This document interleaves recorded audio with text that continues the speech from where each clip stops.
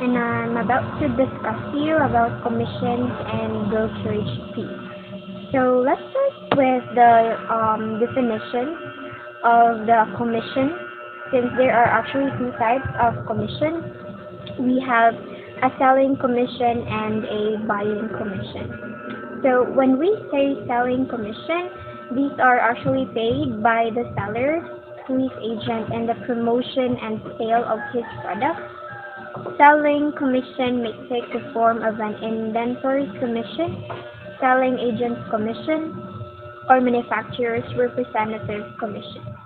And when we say buying commission, these are fees paid by an importer to the importer's agent for the service of representing the importer abroad and the purchase of the goods being valued. So when we actually have a problem solving for this one to get the dutiable value, we should always remember that the selling commission will always be included for the computation, and while the buying commission should always be set aside, it should be disregarded and will not be included for the computation. Only the selling commission. And then let's go ahead with the definition of the brokerage fee. So when we say brokerage fee refers to a commission paid to a broker who arranges the transaction between a seller and a buyer. Such may be paid by the seller or the buyer, or both by the seller and the buyer. And this normally applies to the commodities market. It does not refer to the customer's broker's professional fees in customs clearance paid by the importer, which is considered as the importer's expense. So I have here actually an example where or how the selling commission, the commissions and brokerage fees were actually applied in this scenario. So this is actually my example. KC Incorporation in Cebu enters into trade to agreement with MK Incorporation in Japan for the athlete shoes with total FOB value of $12,000. According to the sales contract, so MC Incorporation requires all his buyers to pay 5% of the invoice price to Mr. Soon, which is the authorized agent stationed in Cebu, while KC Incorporation also pays 3% of the invoice price to Mr. Shang, his authorized agent in Japan, who is the selling. So the question is, who is the selling agent and who is the buying agent? So the answer to that one, the selling agent is actually Mr. Soon, who happens to be an agent stationed in Cebu. He is actually from MK Incorporation, while the buying agent is Mr. Sheng, and he is the agent stationed actually in Japan. And I hope that you have learned something for today. Thank you for watching.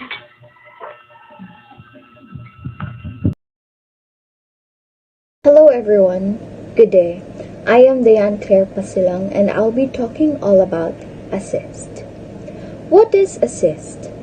It is defined as the value apportioned as appropriate of certain goods and services supplied directly or indirectly by the buyer free of charge or at a reduced cost, for use in connection with the production and sale for export of the imported goods. What goods or services are considered as assist? First, we have materials, components, parts, and similar items incorporated in the imported goods. Second, we have the tools, dies, molds, and similar items used in the production of the imported goods. Third, we have materials consumed in the production of the imported goods.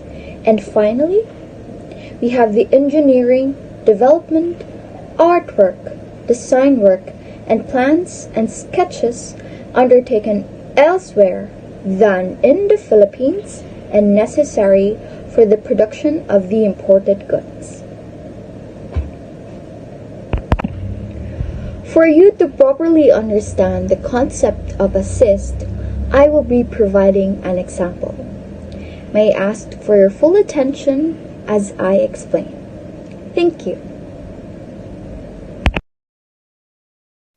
So we have here our example. Allow me to read it to you.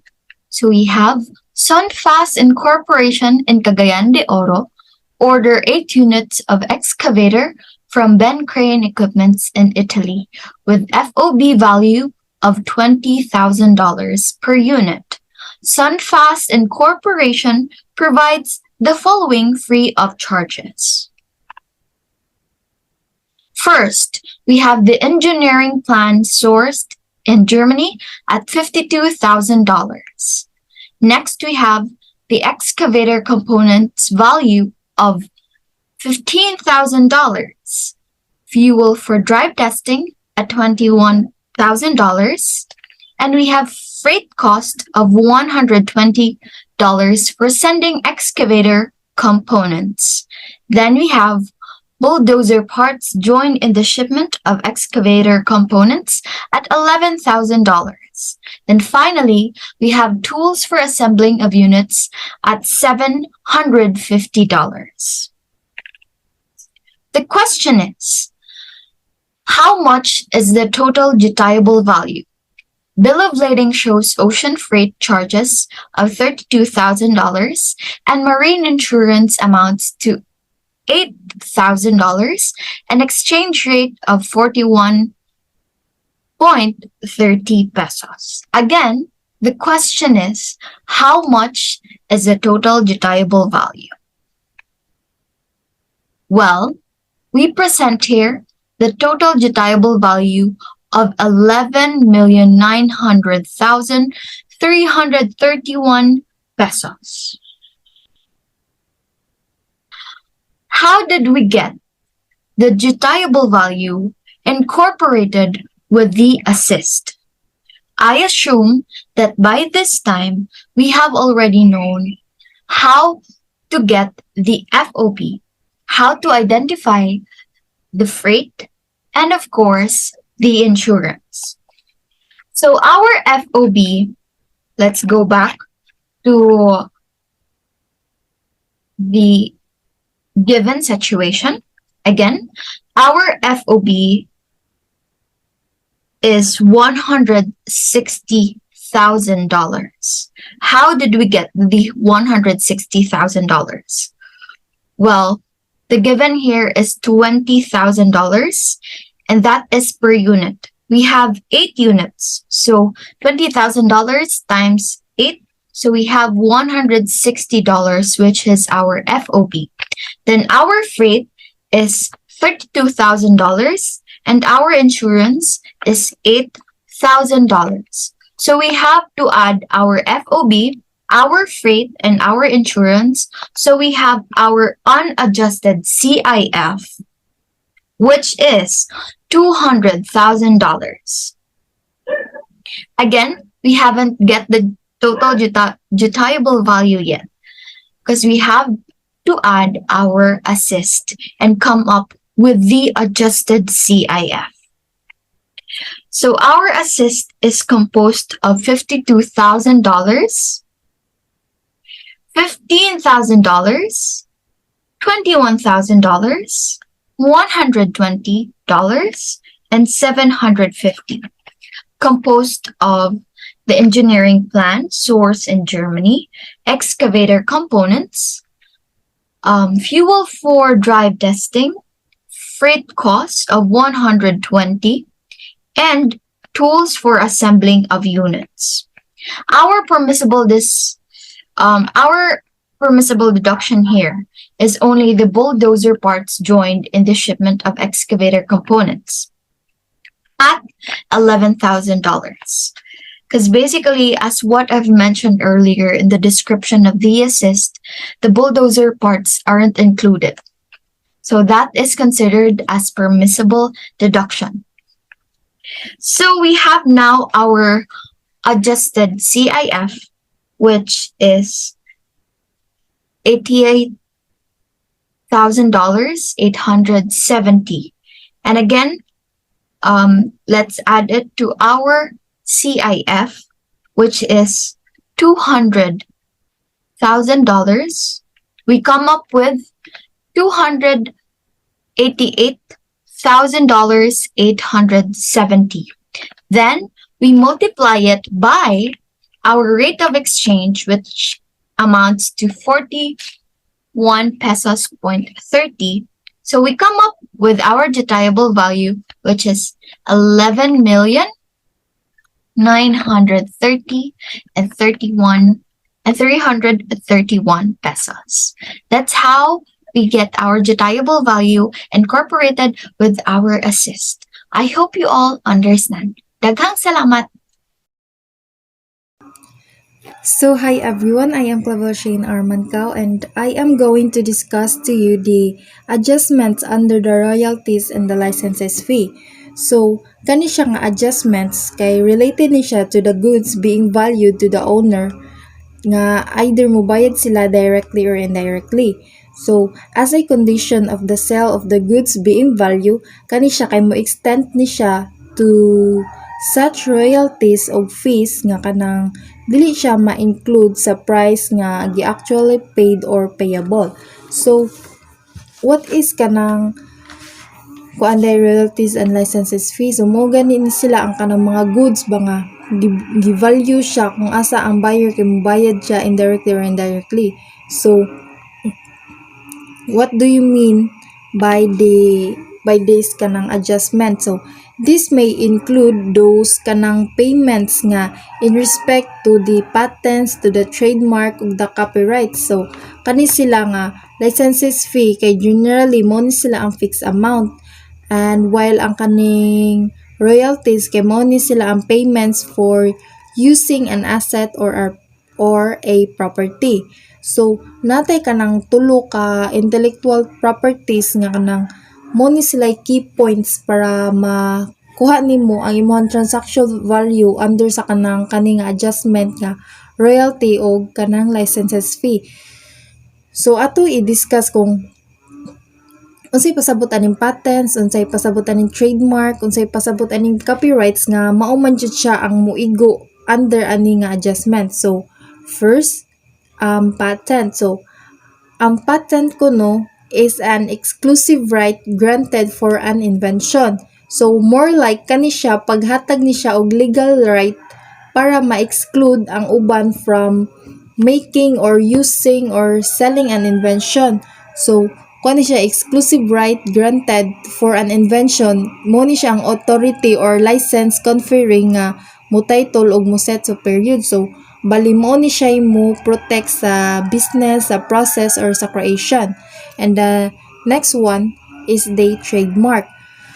So, a trademark, mo ni siya mo protect sa kanang brand, sa logo, sa slogans. Pwede ni siya any word, any phrase, symbol, design, or kanang any combination nga mooy mo identify sa goods or kanang sa services. So, legally registered ni siya or naka-establish by use as kanang mo represent sa imong company or sa imong product.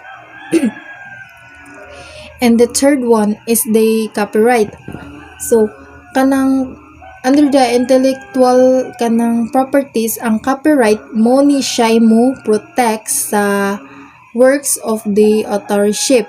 So, mo ni siya ang kanang exclusive legal right given to the originator nga nagprint, nagperform, or nagkanang authorize sa other to do the same. So, ang kaning copyright naaman jud siya kanang copy sa original work nga maoy nagdaghan sa market. So, pero ang kaning royalties ug licenses kay mag-focus ni siya sa original intellectual properties. So,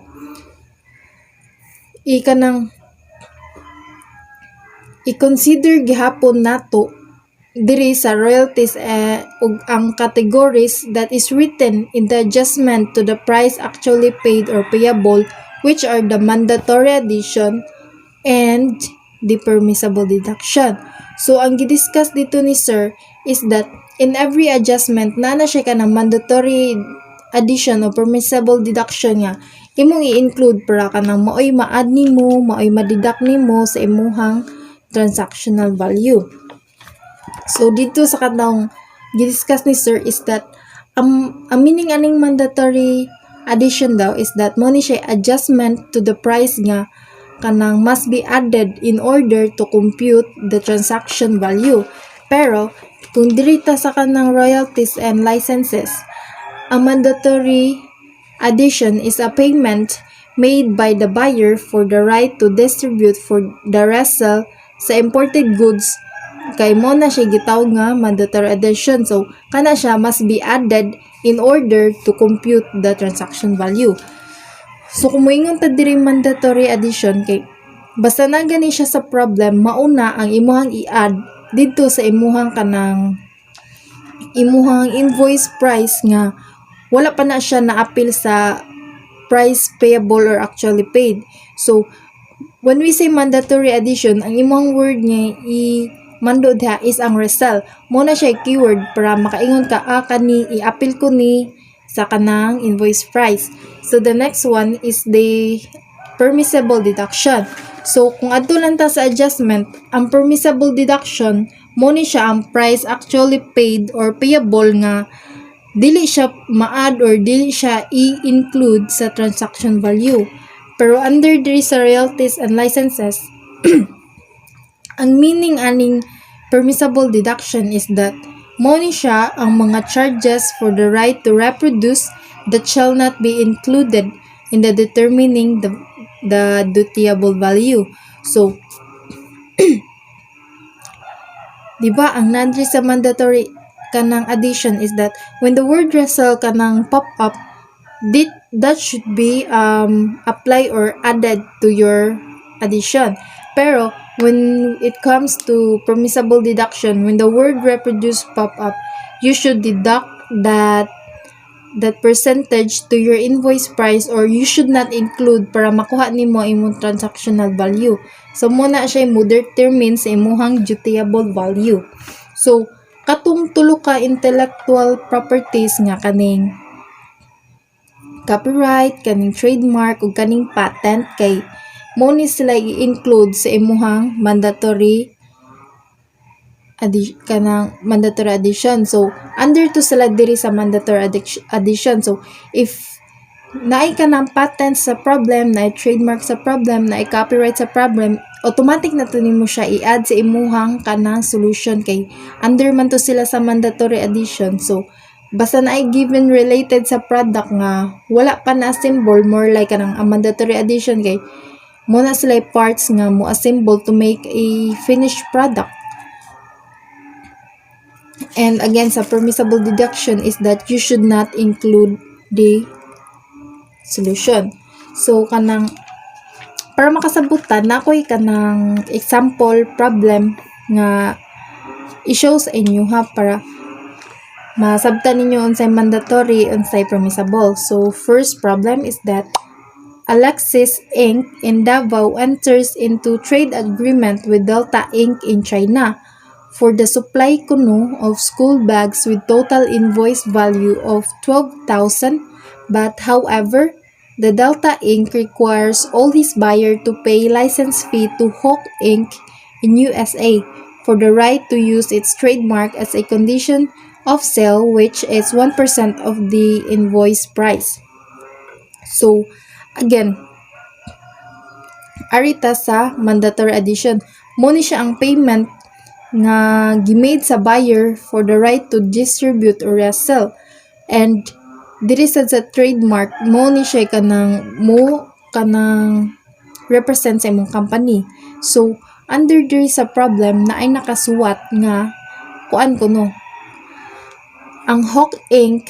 kay ni bayad kuno sila og kanang trademark condition on a sale which is 1% of the invoice price. So ang pangutana, how much is the adjustment to be added to the price actually paid or payable.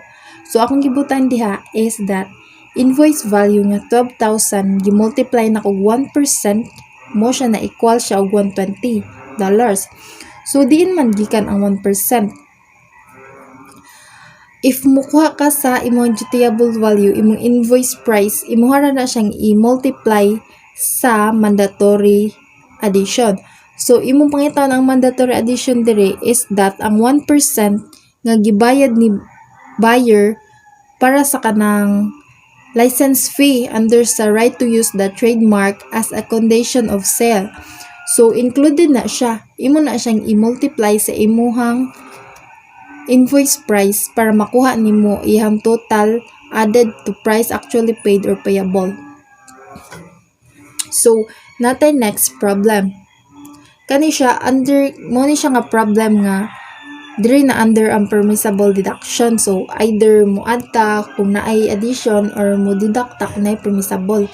So, example, Verco Inc. in Cebu enters into trade agreement with Gamma Inc. in France.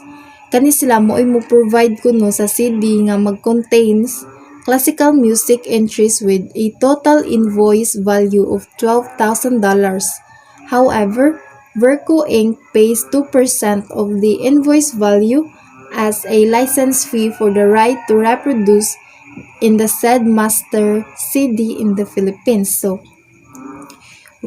if imong basahon ang question, nagbayad siya og license fee 1% ay 2% sa invoice value, pero ang license fee nga iyang gibayran is for the right to reproduce.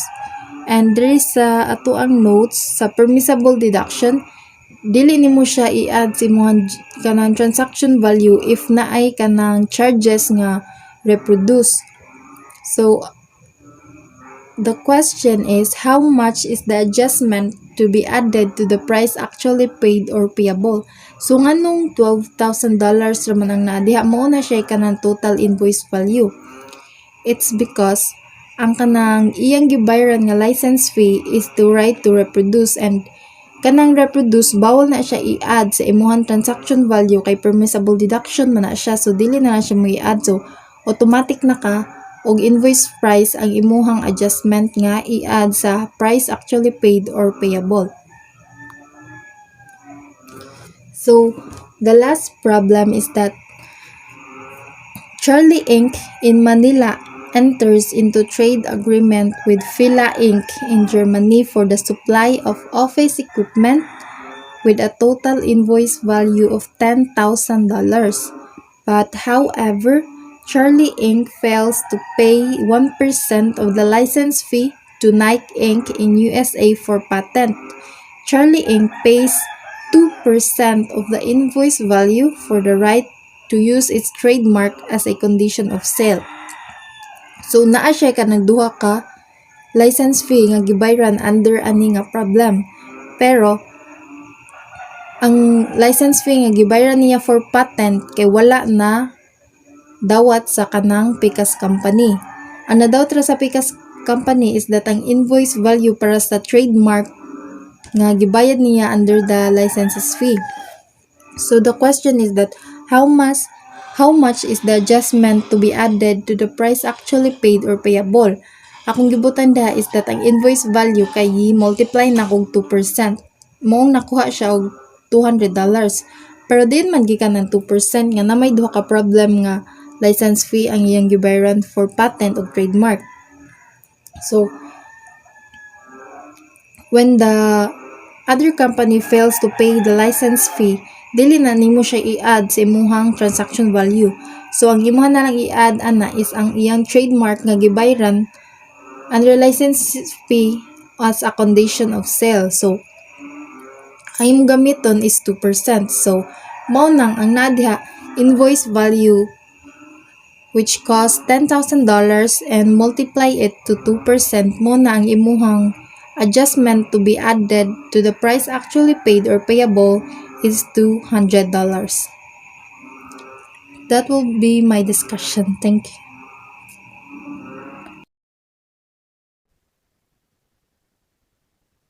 Hey everyone, so I am Carl Andre Daguman. For today's video, I'm going to discuss what is packaging materials and how to get it. So, what is packaging materials? So materials ni siya sa usa ka product like mga packing materials, For example, kanang bubble wraps, shredded paper, carton sa mga shoes, kanang isod sa sapatos like kanang foam and etc. So what packaging materials and containers should be taken into account for purpose of valuation. So interior packing boxes or cartons referred as retail. For example, kanang mga bags, boxes, plastic wrappers, and etc. Exterior packing boxes or cartons referred to as export. Apil na diri ang mga cardboard boxes, wooden crates, metal boxes. Then, ang labor cost kay involved ni sila sa pag-place sa mga goods sa containers. Parehas anang packing and sealing of boxes and crates. Vacuum, placing goods on racks or hangers. Then, ug moingon ka og container van, pasabot ani niya, wala ni siya labot. Nganuman, kay ang container van reusable raman siya.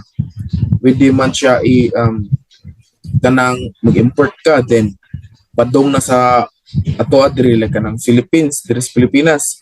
So ang kanang van iuli ra man na siya sa exporting country. So reusable ra siya. So diri sa akong screen kina ako'y example. So ato sa basahon. So let's read. So Alpha Inc. in Manila enters in the trade agreement with Bravo Inc. So in Korea for the supply of 1,500 bottles of red wines with total invoice value of $15,000. However, the BOC found out the following charges not yet included in the invoice value. So cost of values at $350, cost of wine cases at $200, labor cost for packaging at $150, and cost of container 3x20 vans at $70. So how much is the adjustment to be added to price actually paid or payable? So ang wala ilabutan nilang upat kay ang kaning cost of container vans. Kay nga naman, di ba basta about gani packing list, ang container van wala dyan na siya labot. Kay permissible deductions man na siya. Kay reusable ra bitaw sumoto wala siya labot. So thank you for listening everyone. Once again, I am Carl Andre Daguman, your Ora.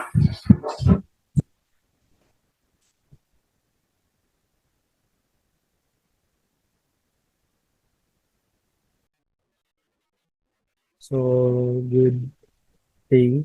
I am Caroline Buntay. I will be talking about insurance and the transportation cost. So, first, what is transportation cost or also known as freight? So, transporting imported products to the port of entry in the Philippines will cost money for loading, unloading, and handling. So, there are numerous activities that could result in loading, unloading, and handling fees.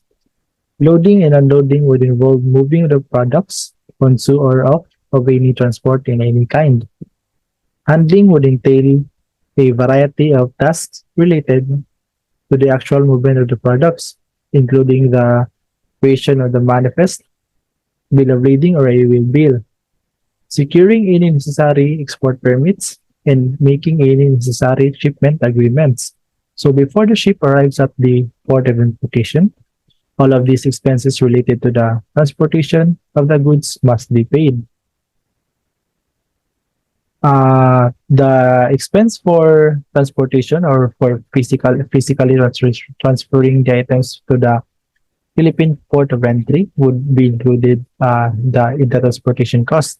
Expenses for transportation, including the interior freight, rail freight, ocean freight, air freight, and barge or light rage fees. as well as the postal expenditures are included in this cost. So from the seller's warehouse to buyer's premises, guys, kay need na siya go transportation. We cannot move the goods from one place to another if dili na mo involved on transportation. So mo na bayran na pa transportation. Gikan pa lang sa seller's warehouse pagpadung sa port, kay need na siya og transportation. And also sa pag-ship sa pagload sa cargos sa goods from the ship padung sa and the transit padung sa uh, port of destination, and also ang pag-unload sa goods or sa cargo, then ang handling fees na niya also bayaran ng yap na nato siya hangtod maabot na siya sa buyer's premises or buyer's warehouse para na mahuman ang transportation cost. And next would be the insurance. So what is insurance? Insurance is the sum given the insurer in exchange for his promise to hold the importer indemnified in the event that the latter's cargo is lost while in transit. So, need ni siya ni mo bayaran ang insurance kay it is an agreement which is insured are which is goods are insured are underwritten or protected in the event of the damages caused by a risk covered in the policy. And also ang meaning sa or in simple words sa insurance, it is a legal agreement between two parties, the insurer and the insured, also known as the insurance coverage or insurance policy. So the insurer provides the financial coverage for the losses of that insured that he or she may bear under the certain circumstances, like while in transit, guys, goods kay ma-damage siya or ma-lost, mabalik gyapon na imuhang gipambayaran kay tungod sa inyong agreement na bayaran nimo ang insurance kay sila na mo handle na since imo na magibayaran ng insurance, like na mabalik gyapon ang imong ipambayad na. And that's all for the insurance and the transportation cost.